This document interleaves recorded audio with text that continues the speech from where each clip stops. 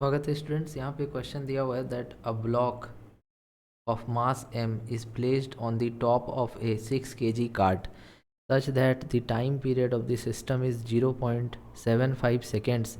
Assuming there is no slipping, if the cart is displaced by 50 millimeter from its equilibrium position and released, then the coefficient of static friction mu s between the block and cart is just sufficient to prevent the block from sliding.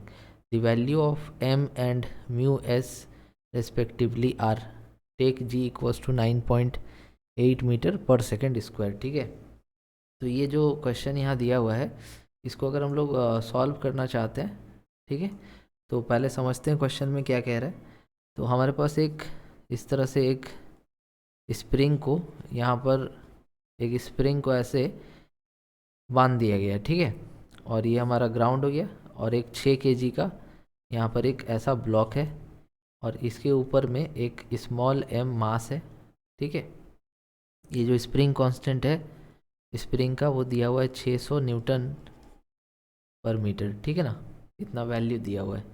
अभी बोल रहा है कि इसमें जो यहाँ पर time period होगा, टाइम पीरियड का मतलब क्या होगा कि जो ये सिस्टम है ये आगे पीछे ऑसिलेट करेगा, ऐसे ऐसे ये ऑसिलेशन होगा इस तरह से, क्योंकि स्प्रिंग तो यहाँ पर फिक्स है ना, तो आगे पीछे ऑसिलेट करेगा। तो उसका टाइम पीरियड कितना है 0.75 सेकेंड्स। ठीक है, तो यहाँ पर हमसे पूछा जा रहा है कि आपको बताना है कि जो स्मॉल m है उसका वैल्यू कितना होगा। तो ये तो बहुत ईजिली आपका एक फार्मूला से आ जाएगा that time period is equal to 2π√m/k।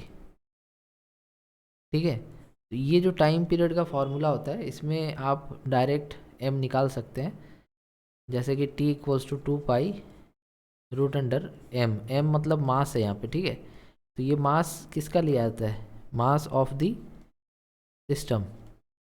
तो ये जो सिस्टम है यहाँ पर आपका दोनों मिल करके होगा, ये दोनों एक साथ मिलेगा तो सिस्टम कहलाएगा, समझ रहे हो। तो ये 6 + m हो जाएगा ऊपर में मास डिवाइडेड बाई k कितना दिया था 600, और टाइम पीरियड आपको पता है कि 0.75 कह रहा है लेने के लिए, तो टाइम पीरियड यहाँ पे आप 0.75 लिख दीजिए। तो इसमें देखिए आपको केवल m अननोन है, तो m ही तो हमें पूछा गया है, तो m आराम से इस फॉर्मूला से आ जाएगा। तो अब इसको हम लोग आगे क्या कर सकते हैं दैट की दोनों तरफ स्क्वायरिंग कर देंगे ताकि रूट जो है वो यहाँ से मतलब हट जाए। तो 0.75 square is equals to 2π square और ये रूट हट जाएगा। ठीक है, तो इसमें आप m निकालना चाहते हैं तो सबको एक तरफ ले आइए। 0.75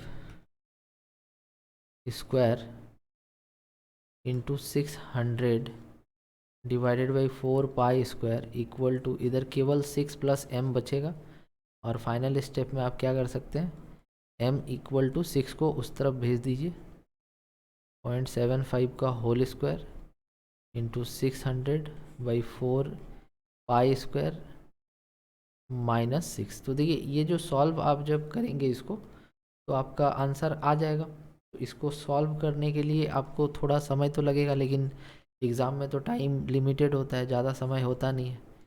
तो इसको हम लोग थोड़ा यहाँ पर जो भी वैल्यूज़ होगा उसके करीब वाला वैल्यू लाने का कोशिश करेंगे। तो देखिए कैसे करेंगे, m इक्वल टू देखिए 0.75 है ना, इसको हम लोग 3/4 लिख सकते हैं, है ना, 3/4 0.75, एक रहता आधा रहता तो 1/2 और 1/4 रहता तो 1/4। तो ये 3/4 है 0.75 75%, मतलब 3/4 का square into 600 divided by 4 into देखिए पाई स्क्वायर करीब करीब आपका 10 के आसपास होगा। तो आप इसको 3.14 इंटू 3.14 करेंगे तो 9.8 या 9.7 या फिर 10 के आसपास आप इसको लिख दीजिए यहाँ पे। ठीक है, -6। अब इसको देखिए थोड़ा सा यहाँ पर सॉल्व करना इजी हो जाएगा। ये ऊपर में हो जाएगा 9/16 इंटू 600 और नीचे हो जाएगा 4 इंटू 10 -6। अब इसमें आप 0 और 0 कैंसिल कर देंगे, ठीक है। और आपका ये जो 4 है, 4 से ये 15 बार में कट जाएगा, ठीक है। तो फाइनली यहाँ पर आपको जो मिल रहा है वो 9 × 15, 9 5 जो 45, 135/16। तो ये 135/16 जो आया है, ठीक है, ये करीब करीब कितना हो सकता है? तो देखिए, आप इसको अगर चाहें तो 8 बार में देखिए, 8 6 जा 48, 128। हाँ, मतलब 8 बार में इसको जा सकता है 128। तो 15 में से 8 गया तो कितना बचेगा? 7। और यहाँ पर 2 में से 2 गया 0 0। फिर पॉइंट दे के यहाँ 0 लगा सकते हैं। और कितने बार में कर सकते हैं? तो 5 बार में 16 पचे कितना होगा? 80। नहीं, 4 बार में, तो ये लगभग 8.4 आ गया। तो 8.4 - 6, तो ये आपका कितना हो जाएगा? 0.6, और 7 में से 6 गया 1.6। तो 1.6 के करीब अगर हम लोग देखेंगे,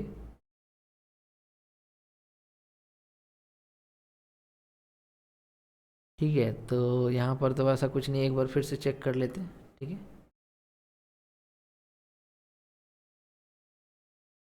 तो यहाँ पर चेक कर लेते हैं कि हमारा गलती जो है वो कहाँ हुआ है। 135, ठीक है।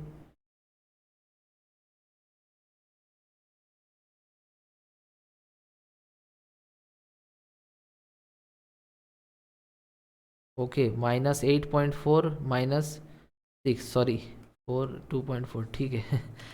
कुछ गलती नहीं है दोस्तों, यहाँ पे बस 8.4 -6 करने में हमने थोड़ा मिस्टेक कर दिया था, तो 2.4। तो ये लगभग आपका सही दिख रहा है हमें कि यहाँ 2.5 है, तो ये भी आपका उसी के आसपास हमारा केजी में आ जाएगा, ठीक है।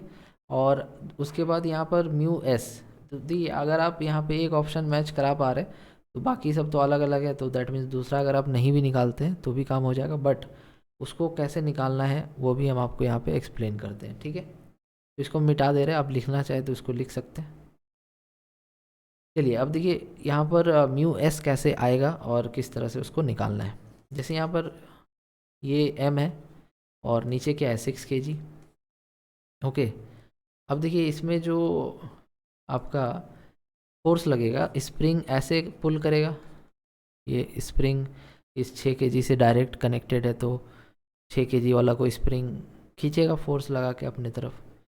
तो जैसे ही इस वाले ब्लॉक पे फोर्स लगेगा, तो ऊपर वाला जो इससे कनेक्टेड है या इसके ऊपर जो रखा हुआ है, उस पर एक झटका पीछे की तरफ लगेगा। मतलब उस पर जो फोर्स फील होगा वो इस तरफ फील होगा, और ये जो फोर्स होगा ये हो जाएगा आपका mass into acceleration of the system. कितना एक्सेलरेशन स्प्रिंग उसको अपनी तरफ ले रहा है, उस वो वाला एक्सेलरेशन। समझ पा रहे हो? मीन्स नीचे वाले ब्लॉक को स्प्रिंग खींचेगा, तो वो इसके ऊपर रखा हुआ ब्लॉक को झटका लगेगा ना पीछे। जैसे तुम किसी बस में रहते हो और बस अचानक से आगे एक्सेलरेट करती है, तो तुम्हें पीछे की तरफ पुश फील होता है। तो वही काम यहाँ भी हो रहा है। तो ये फोर्स फील करेगा पीछे की तरफ, और जैसे ही ये पीछे की तरफ फोर्स फील करेगा, तो इसका कुछ टेंडेंसी बनेगा दैट कि ये पीछे मूव करे, जिसको रोकने के लिए फ्रिक्शन अपना काम कर देगा, आगे लगना स्टार्ट। दैट मीन्स कि यहाँ पर जो फ्रिक्शन है वो आगे, और जो फोर्स एम ए है वो पीछे लगेगा, ठीक है।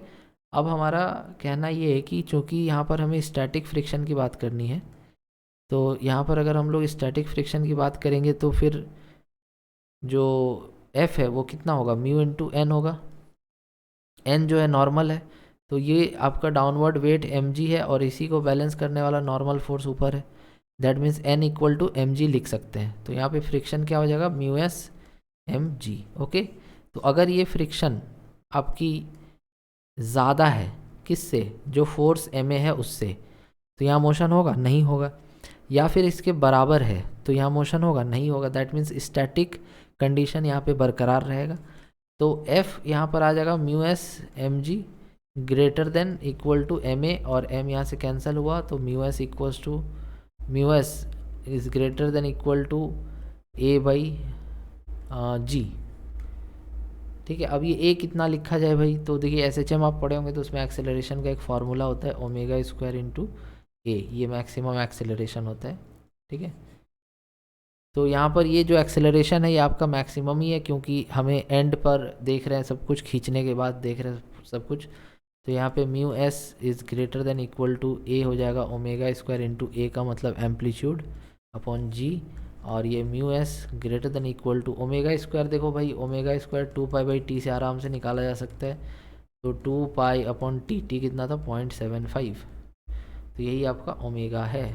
ठीक है, तो ओमेगा यहाँ पे लिख देंगे 2 पाई/0.75 का square omega square into amplitude, देखो जो खींच रहे हो ना जब, तो 50 mm का डिस्प्लेसमेंट दे रहे हो, तो यही आपका एम्पलीट्यूड है, समझ रहे हो। तो ये आपका एम्पलीट्यूड हो जाएगा 50 mm है। अब इसे चेंज करना पड़ेगा किसमें, मीटर में। तो मीटर में चेंज करना तो पहले तो इसे 10⁻³ से मल्टीप्लाई करो या फिर 1000 से डिवाइड करो। तो 1000 से डिवाइड करने पे 0.05 हो जाएगा ये। तो ओमेगा स्क्वायर ए बाई जी का वैल्यू 9.8। ठीक है, अब ये तुम्हें खुद से सॉल्व करना है। अब ये मेरे से मत सॉल्व करवाओ, क्योंकि तुम्हें पता है कि आगे एक ऑप्शन आ चुका था 2.5 के आसपास, तो दूसरा जो ऑप्शन होगा वो हमारा 0.37 या 38 के आसपास कुछ आएगा। ठीक है, तो इसको तुम करो।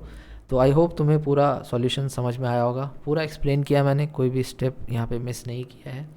तो अगर तुम्हें पसंद आया है तो लाइक शेयर और सब्सक्राइब ज़रूर करना। Thank you so much for watching.